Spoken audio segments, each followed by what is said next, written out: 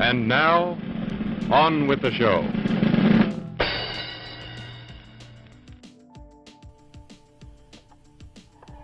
Welcome to 4 Movies, where I will be discussing 4 movies that have something in common. What they have in common? I know, but do you? Say it before the end of the video, because if you don't, I will. We are on to the next page, because of course I'm going through my DVD booklets, and I have an assortment. Right now we're in the biggest book. Okay, I will try and lift it. It's very heavy. Or maybe I'm a weakling. But anyways, now we're on to the next page, and these are the 4 movies. I hope you're ready. Here we go. First movie. Boom. Boom. Death Becomes Her. Directed by Robert Zemeckis. The great Robert Zemeckis, who is a true artist. And him having this movie, him directing all Back to the Futures, him directing Romancing the Stone, and Jewel of the Nile, if I'm not mistaken. Danny DeVito did War of the Roses, but he definitely did Romancing the Stone. Also, Robert Zemeckis presents Frighteners, which is my favorite Peter Jackson directed movie. But anyways, Death Becomes Her is basically really well done. That lady from Blue Velvet is in there. And I think she was also in Joy, but she was not a good character in Joy. I didn't like her in Joy. I didn't like Robert De Niro in Joy either, because Robert De Niro played like Jennifer Lawrence's character's dad, and it was like every scene you're like, can you walk outside and get run over by a car, please? But this is a different movie. This is Death Becomes Her, with Meryl Streep, Goldie Hawn, just acting their butts off, and like the technical aspects of this movie is phenomenal. It's like, especially at the time. So one of those things where like you go, hey, I could do. Robert Zemeckis also did Who Framed Roger Rabbit. Oh yeah, I think so. I really think so.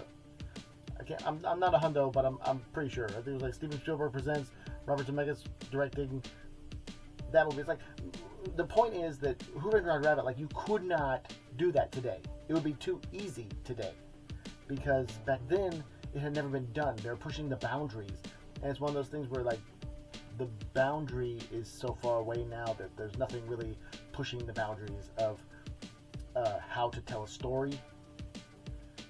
But I mean, we can get some interesting stories. It's gonna be a dime a dozen, but still, every once in a while there's little ones.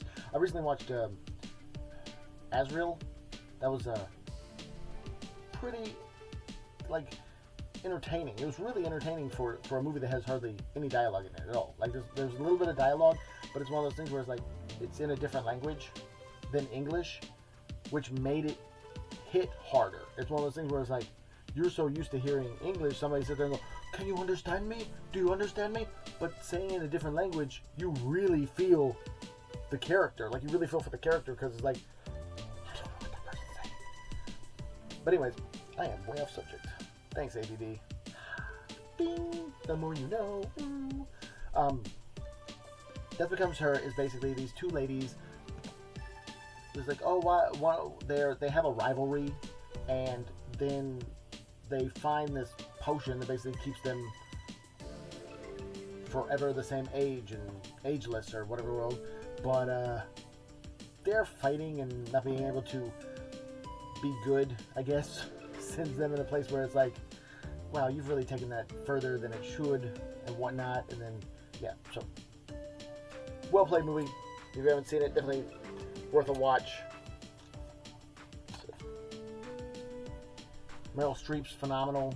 If I was matching up Meryl Streep, I think the other movie I would put her in is The River Wild, because she's like strong and really carries the character, really carries the movie. Anyways, I do have The River Wild, if I'm not mistaken, on DVD and this. Not the remake though, I haven't seen that. I'm reluctant because I like the original so much. I'm like, why are you remaking that? Probably just to keep it in their contract. It's like one of those things where like people are like, why do they keep on making horrible Fantastic Four movies?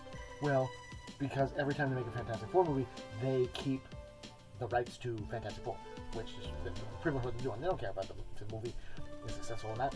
I mean, they hope, but at the same time, like, regardless, they still keep on owning it. And like they said, they've branched out where they're like, look, we need to work with this creative team. It's one of those things, like, if you exclude the artists,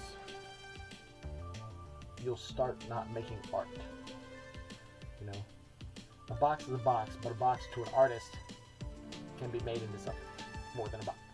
Just, I don't know if that makes sense, but anyways, of the movie, BAM! Surrogates.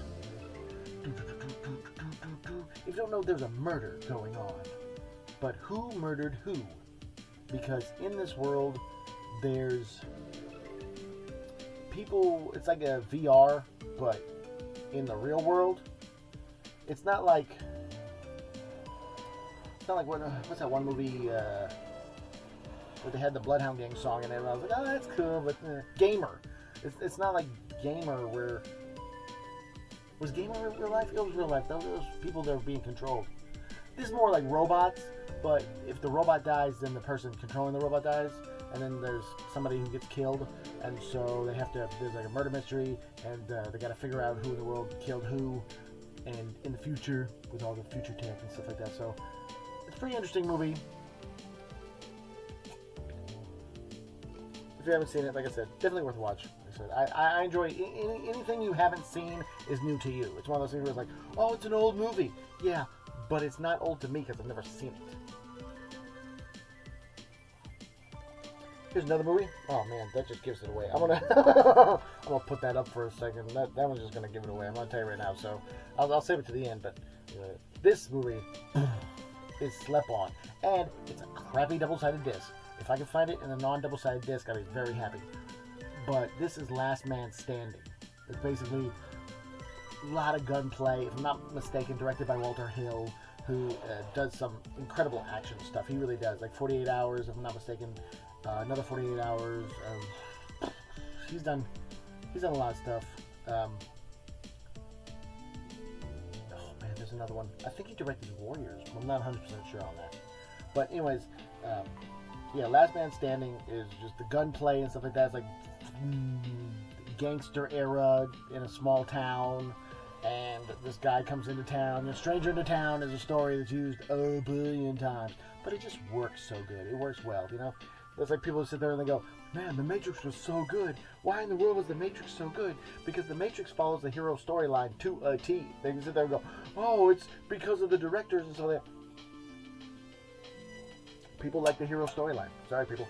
It's a classic. It's one of those things where you're expecting this, and the people that are doing that, the people that are really good storytellers, subvert it, and they give you more than you're expecting.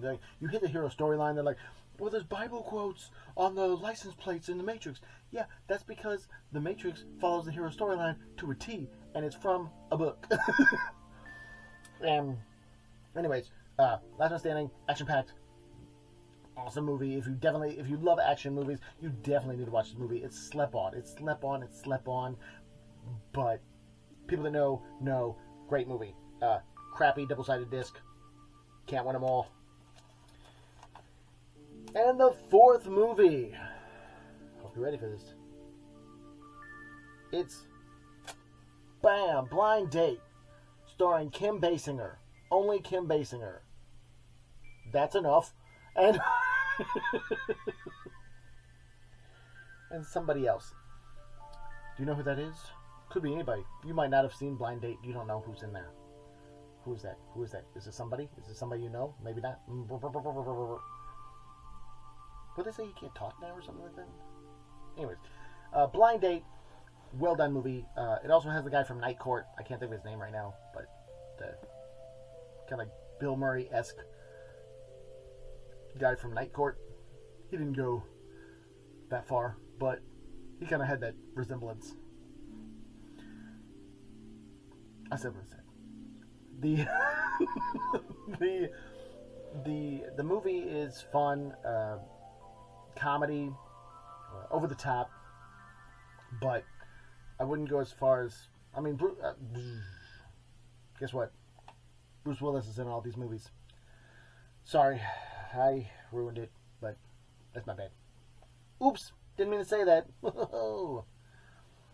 Anyways, Bruce Willis is in all these movies, but this movie is supposed to be, he goes on a blind date with Kim Basinger, and Kim Basinger ends up being way more than he was expecting to have to deal with, and yeah, comic ensues. The guy from Night Court is like her crazy ex-boyfriend who won't stop bugging him as well. So yeah, fun movies. Like I said, all of them are good and should be watched. And if you've watched this far, thank you so much for watching. Thank you so very much. And I hope you enjoyed this. I'm doing a video a day till I get a silver play button or a gold play button if I'm lucky. And also, bonus for anyone who watches far, the answer for this movie, or these movies, was Bruce Willis. That's what he had in common. Tomorrow's video has the same answer, but you don't know what movies. Tune in. Thank you so much for watching. Subscribe, like, tell your friends. Come on now.